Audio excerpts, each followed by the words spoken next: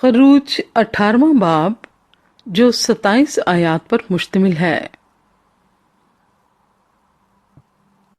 और जो कुछ खुदावंद ने मूसा और अपनी कौम इसराइल के लिए किया और जिस तरह से खुदावंद ने इसराइल को मिस्र से निकाला, सब मूसा के खुसर यत्रो ने जो मिद्यान का काहिन था सुना।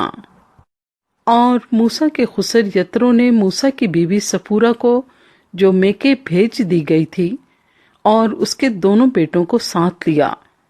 इनमें से एक का नाम मूसा ने ये कहकर जैसूम रखा था कि मैं परदेश में मुसाफिर हूँ, और दूसरे का नाम ये कहकर अलीअज़र रखा था कि मेरे बाप का खुदा मेरा मददगार हुआ और उसने मुझे फिरौन की तलवार से बचाया।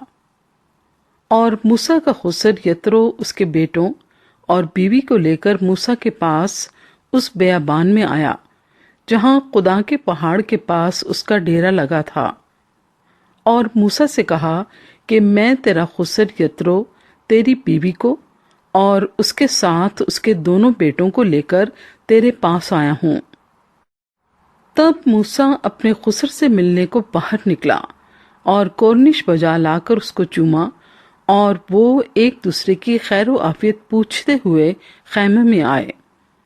और मूसा ने अपने खुसर को बताया कि खुदावंद ने इसराइल की खातिर फिरौन के साथ क्या क्या किया और इन लोगों पर रास्ते में क्या क्या मुसीबतें पड़ी, और खुदावंद उनको किस किस तरह बचाता आया। और यत्रो इन सब एहसानों के सबब से जो खुदावंद ने इसराइल पर किए कि उनको मिस्रियों के हाथ से निजात बख्शी, बाग बाग हुआ। और यत्रो ने कहा, खुदावंद मुबारक हो जिसने तुमको मिस्रियों के हाथ और फिरौन के हाथ से निजात बख्शी, और जिसने इस कौम को मिस्रियों के पंजे से छुड़ाया। अब मैं जान गया कि खुदावंद सब माबूदों से बड़ा है, क्योंकि वो उन कामों में जो उन्होंने गरूर से किए उन पर गालिब हुआ। और मूसा के खुसर यत्रो ने खुदा के लिए सुख्तनी कुर्बानी और ज़बीहे चढ़ाए, और हारून और इसराइल के सब बुजुर्ग मूसा के खुसर के साथ खुदा के हजूर खाना खाने आए। और दूसरे दिन मूसा लोगों की अदालत करने बैठा, और लोग मूसा के आस पास सुबह से शाम तक खड़े रहे।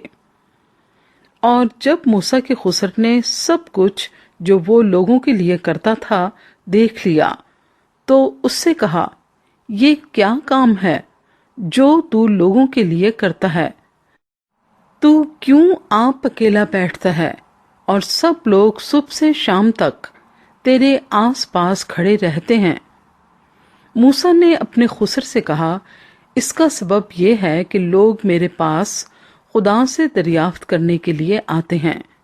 जब उनमें कुछ झगड़ा होता है तो वो मेरे पास आते हैं, और मैं उनके दरमियान इंसाफ करता और खुदा के अहकाम और शरीयत उनको बताता हूँ।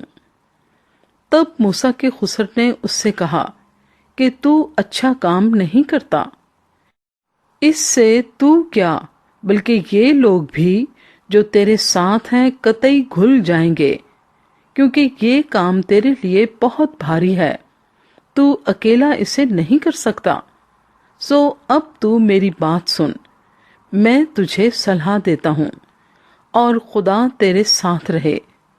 तू इन लोगों के लिए खुदा के सामने जाया कर, और इनके सब मामले खुदा के पास पहुंचा दिया कर, और तू रसूम और शरीयत की बातें इनको सिखाया कर, और जिस रास्ते इनको चलना और जो काम इनको करना हो वो इनको बताया कर। और तू इन लोगों में से ऐसे लायक अशखास चुन ले जो खुदा तरस और सच्चे और रिश्वत के दुश्मन हों, और उनको 1000 और 100 और 50 और 10 आदमियों पर हाकिम बना दे, कि वो हर वक्त लोगों का इंसाफ किया करें। और ऐसा हो کہ بڑے بڑے مقدمے تو وہ تیرے پاس لائیں اور چھوٹی چھوٹی باتوں کا فیصلہ خود ہی کر دیا کریں۔ یوں تیرا بوجھ ہلکا ہو جائے گا اور وہ بھی اس کے اٹھانے میں تیرے شریک ہوں گے۔ اگر تو یہ کام کرے اور خدا بھی تجھے ایسا ہی حکم دے تو تو سب کچھ جھیل سکے گا، اور یہ لوگ بھی اپنی جگہ اطمینان سے جائیں گے۔ اور موسیٰ نے اپنے خسر کی بات مان کر جیسا اس نے بتایا تھا ویسا ہی کیا۔